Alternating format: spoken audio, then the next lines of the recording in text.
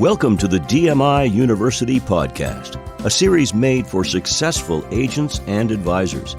Join us as we chat with experts, carrier partners, and special guests about products, sales techniques, marketing, operations, and topics that matter to you. We want to help every agent and advisor grow their business, because when you partner with DMI, your success is our success.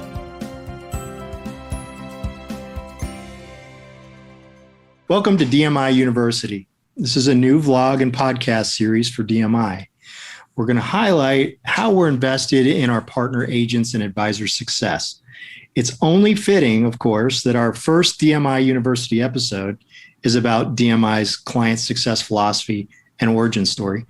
So we're joined by Brian Donahue, the CEO and founder of DMI. I want to thank you, Brian, for being here today. I really appreciate you joining us.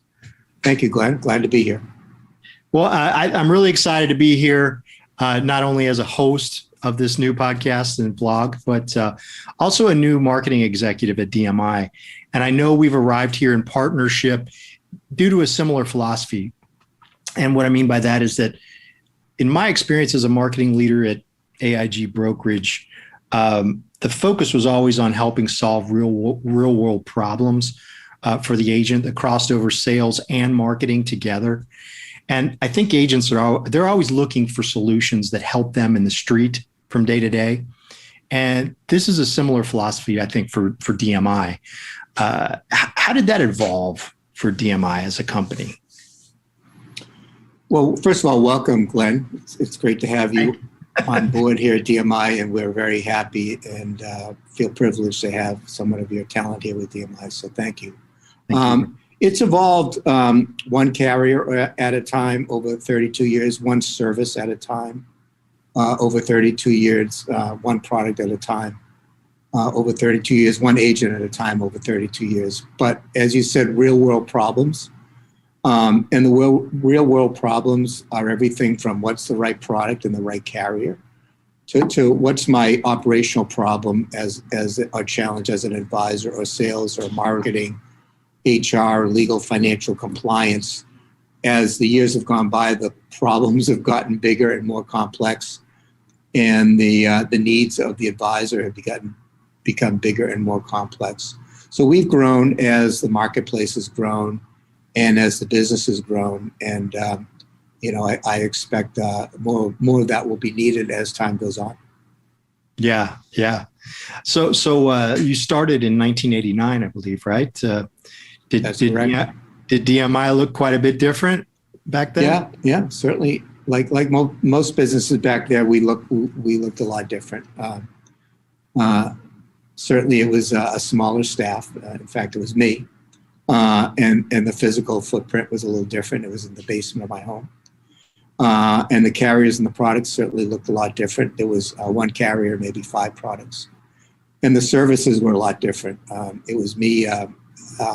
Kind of doing everything, wearing a lot of hats, kind of like what a lot of financial advisors go through every day, wearing one or many hats, depending on the size of their operations and their own staff. So it gave us a good empathy and sympathy for what they go through. And it's allowed us to evolve over the years because we do have a good understanding of both parties in the sale, which is the consumer and the retail advisor. Yeah, that's interesting. That I think that's probably a critical part of your success. Yeah. I assume that's probably remained the same. But is there what has changed for you in terms of the business and industry? What would you speak to on that? What's changed is the complexity of doing business now. From compliance has gotten a lot more complex, which is a good thing. The products and the carriers have gotten more and more complex, which can be a good thing. Technology's certainly ramped up what we've been able to deliver to the consumer and to the advisor. That's all a good thing. So all this change has been good at the end of the day. A lot of it people look at it as maybe not so good, but we've embraced the change, and we've tried to over time add to the services and the products and the carriers and the value we deliver. And so hence our company's grown, our staff has grown, and it's just been a great 32 years. That's awesome. Yeah, kudos, congratulations to you on that. I mean, that takes a lot of work. So how do you, maybe you've spoken to this a little bit, but how do you continue to innovate? What's kind of what's the driver there? Well, we innovate on many different levels, but I can tell you that the fundamental question we ask before we make any type of decision, whether it's people or technology or vendor services or carriers or product, is what impact is it going to have on the consumer? And what impact is it going to have on the retail advisor? And if it's not going to have a positive impact and make a positive change, then we don't want to invest in it and we won't get involved with it. And that's everything from the products we recommend and the carriers we recommend to a piece of technology or person we might hire. That's really the fundamental question we ask ourselves. Is it going to have an impact positively and derive value for everyone involved? It takes a lot of work to have that due diligence involved in any of those processes, right? Yeah. Yeah.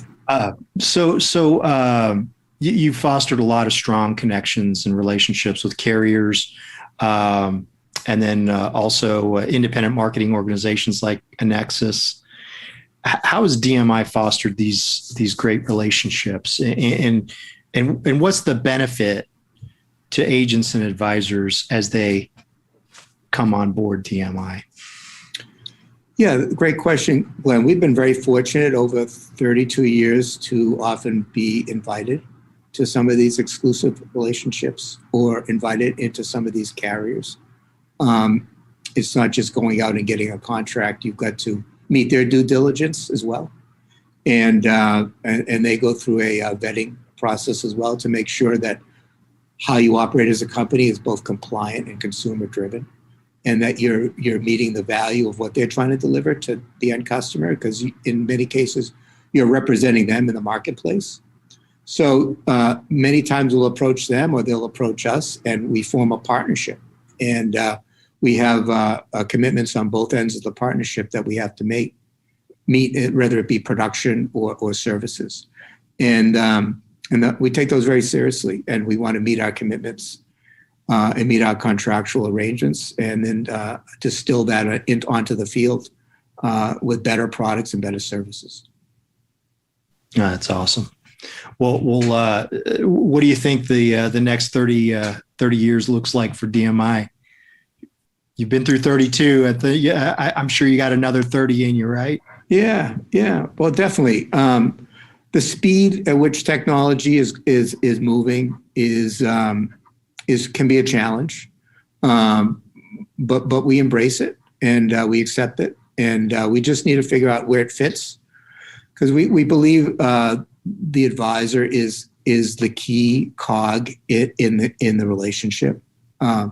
People want to meet with an advisor. We're not big on technology replacing that human level of trust and relationship. The old saying is, if I have a cold, I'll call an 800 number, but if I have a serious health situation, I want to see a doctor. And so everybody's health situation is personal to them, and it's important to them. And so we don't ever believe advisors will be replaced. So what we want to do is help them grow and help them be better in serving the consumers out there. And so I think the next 30 years we'll see more innovation in product and delivery of the product, but it'll never replace the advisor at the end of the day. Hey, and you know what? This has been great insight into the company, and I just want to say, I appreciate that philosophy, and that's part of the reason why I'm here, and I'm proud to be here, and I thank you so much for making this, our first episode for this ongoing DMI University vlog and podcast. So, thank you so much, Brian, and really appreciate the time. Yeah, thank you, Glenn. But everybody stay tuned for our next episode of DMI University. We got a lot of good stuff coming. Thank you so much. Thanks for listening to the DMI University podcast. For more information about today's episode, resources, or to learn how you can partner with DMI, visit us at dmiuniversity.com. Stay tuned for our next episode.